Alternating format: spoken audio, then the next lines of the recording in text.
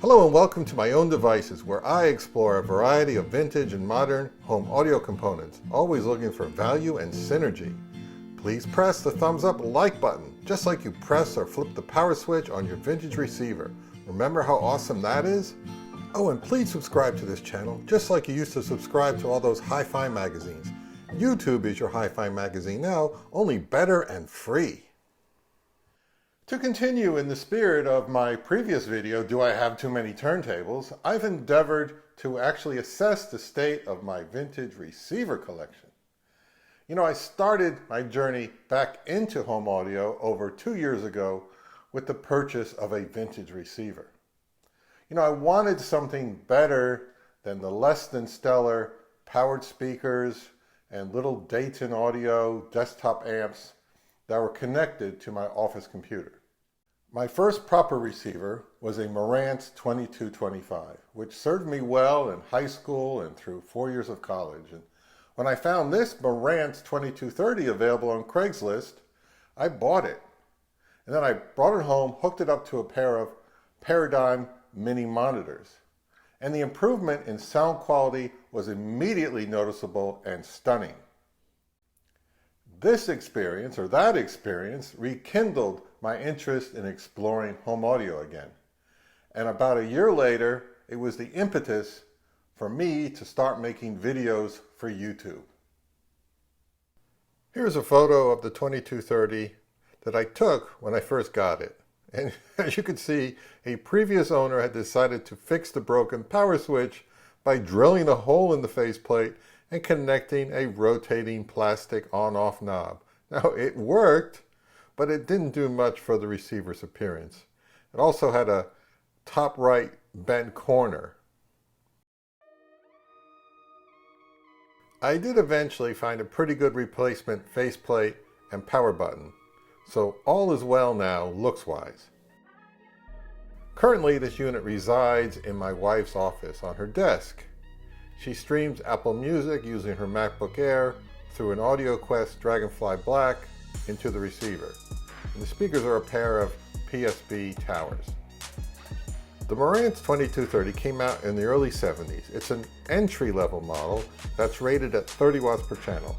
It's rather basic feature-wise, but it's a great example of the wonderful Marantz design aesthetic at its peak. This receiver is also very highly rated by Marantz fans for its warm, smooth, almost tube-like sound quality. The 70 watts per channel, top-of-the-line Marantz 2270 is a very popular model from the same period as the 2230. Some say, including me, that it is one of the most visually attractive receivers from that era, starting with its brushed aluminum front, the blue glow of the radio dial-in meters, to its balanced, symmetrical layout of knobs and buttons really gives it a timeless beauty that people are still willing to pay good money for. You know, nothing else really looks like a Marantz. There's plenty of power and clarity with this hefty receiver. This particular unit sounds more neutral and resolving and less warm than the 2230 that I have. I was contacted by this young fellow who sent me some photos of his hi-fi gear that he was looking to sell, and as I perused the photos, among a load of crappy stuff, I spotted a couple of interesting items. One of them, a very big Yamaha receiver. We arranged to meet at his condo the next day, and he was a friendly chap, and as I entered his premises, I quickly saw that I was dealing with a hoarder-like situation here. He navigated me through the narrow passages to his collection of piled-up electronics. Most of it was trash, but I focused particularly on the Yamaha on a shelf in the living room. Now, this Yamaha is a model I always liked the look of, and I really was, on my list of desired receivers. And I have to admit, I got a little excited on the inside when I saw it. And he assured me it was fully functional, but he was somewhat reluctant to sell it. I'm usually pretty careful, but I decided to take a chance and believe him that it was working. We eventually agreed on a price, and I loaded it and a couple of other items into my vehicle, and to be honest, I probably did overpay a bit for it. Anyway, when I got home and plugged it in, I powered it up, and it made a terrible loud noise. And the speakers weren't even hooked up yet. I texted the guy to complain that none of the other items I bought from him worked either. And he feigned surprise. "Oh man, I'm really sorry. I was working. I was just using it a couple months ago. It was fine." And he was full of BS. I brought it to my tech guy Jim, to look at it. And after a few weeks, he informed me that it had numerous bad capacitors and transistors. And the loud noise was the relay going into protection mode. I've never heard one do that before. But he said that unit needed most of its capacitors replaced, and I okayed the repairs, and a week or so later, it was ready to pick up.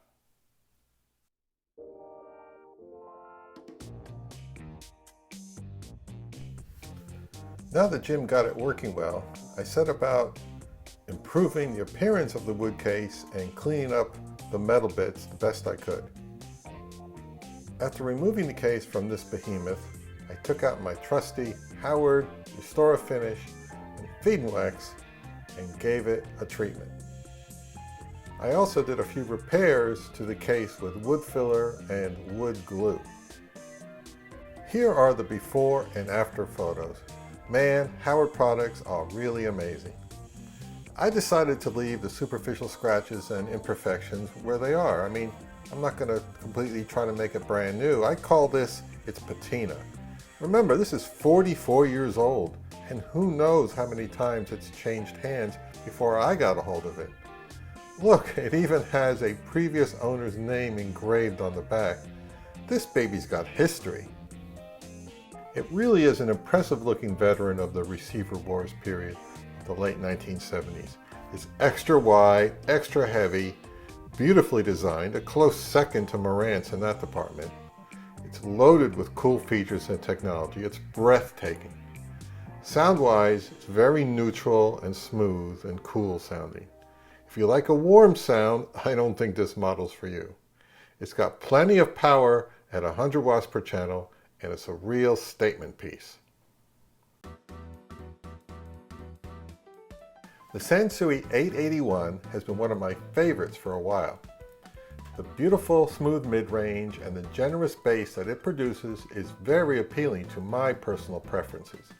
Its 60 watts per channel has been more than enough power for the vast majority of my speakers that I've tried it with. This was Sansui's top-of-the-line model in 1974, and I believe it often gets overlooked by the models that followed it. Regarding its looks, I like the subtle gold hue to the front faceplate and the green glow of the radio dial.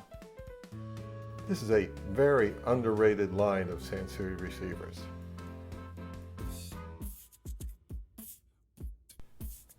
I always liked the look of the 1970s Harman Kardon receivers. This 330C from 1974 was the smallest model in the lineup with a modest 25 watts per channel.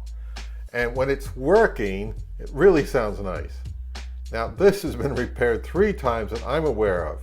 The previous owner told me that he had it repaired a few months before, and my guy Jim has delved in twice. But after a few weeks, something else goes wrong with it. And the trouble is, it's really not worth a whole lot of money, and there's got to be a point where you decide that's enough. Maybe it's a lemon.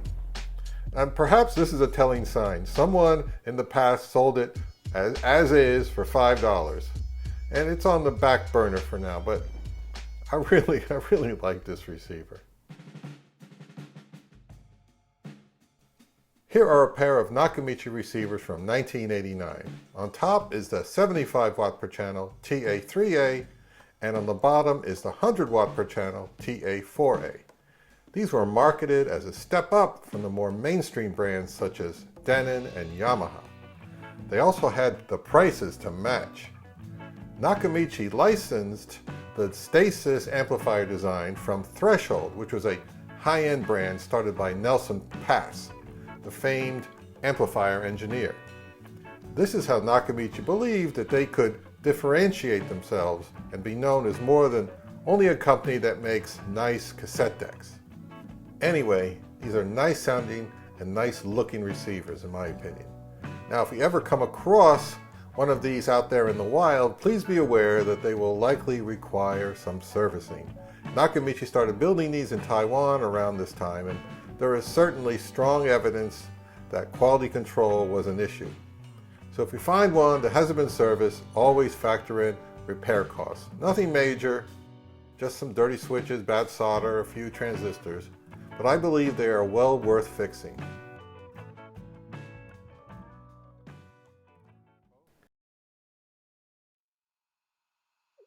Many of you are probably familiar with the hi-fi brand Sherwood. You may also think, Sherwood, man, isn't that mostly cheap junk? But you may not know this, but the original Sherwood Electronics was a Chicago-based manufacturer of high-quality hi-fi components that competed with the likes of Marantz, Scott, and Fisher in the 1950s and 60s. By the 1970s, manufacturing was transferred to Japan, but was still pretty good quality. I picked up this in a package deal a few months ago, and I have been well impressed with it. It's in good condition and even came with the original owner's manual. Reading the manual, I see that it delivers 20 watts per channel into 8 ohms. There's also something here that puzzles me about this unit. The manual is not clear as I would like it, but I believe one of the features it has is that the loudness contour circuit is always engaged and that you switch it off with the loudness button? I don't know. There's one thing that you can be certain of in life, and that is that the on-off switch on a Sherwood receiver from this era will be broken. And this results in the receiver remaining always on. One solution is to simply unplug it and then plug it back in. Another fairly common solution is to add an on-off switch to the power cord. But yet another approach is to drill a hole in the faceplate near the power switch and install a plastic toggle that will save you the effort of reaching behind the unit. But then you get this ugly thingy here. This Sherwood actually sounds very nice and has a big and rich tone that pleasantly surprised me. It's a really good basic vintage receiver, and you can pick one up for not a lot of money. It's really good stuff.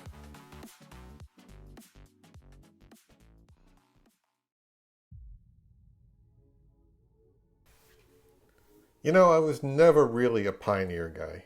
I remember back in the 70s, Marantz was my brand, and I thought, Pioneer, they're all marketing. They spent so much money on fancy ads, they must be hiding something. Over the past few months, I've acquired 2 vintage Pioneers, and I've completely changed my tune.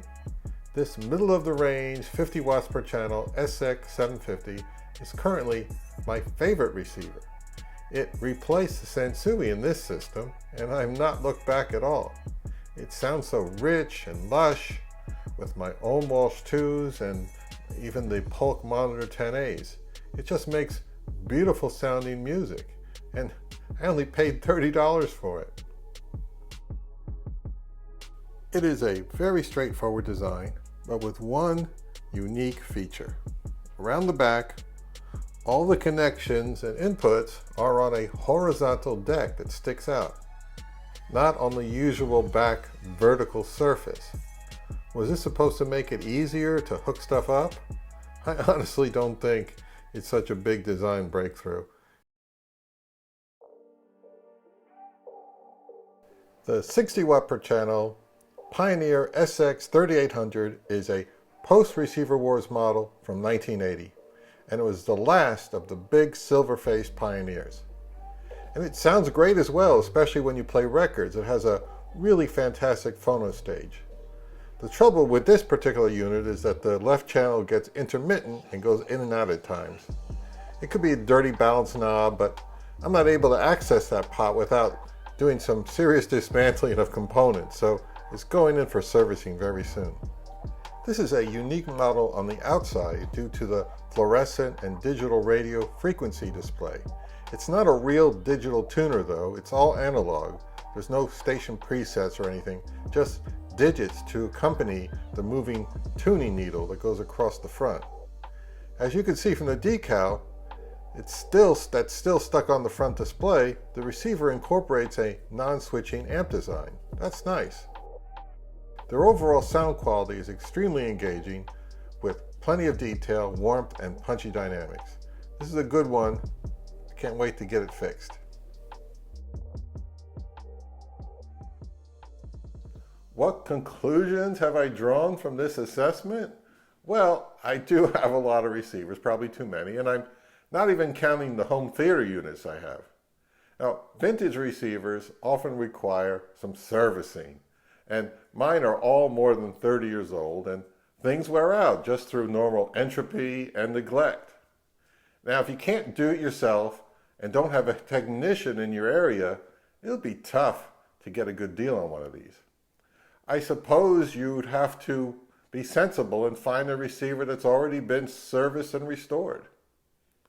Now, are these a bit of nostalgia and fun? Yes. Can a vintage receiver compete with modern design, sound quality-wise? Absolutely.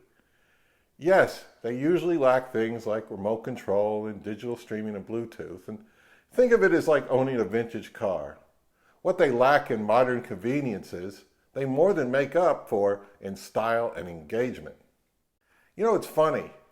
After the turntable video I did, I received quite a few comments that suggested that I sell a few of them and find something significantly better.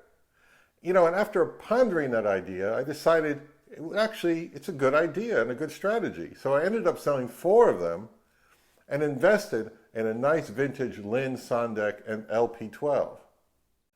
If I decided to sell a few of these receivers, what should I buy in their place? I got an idea. Please post your suggestions in the comments below, and I will definitely read them. And I'll let you know what happens. Thanks for watching, and I'll see you again soon.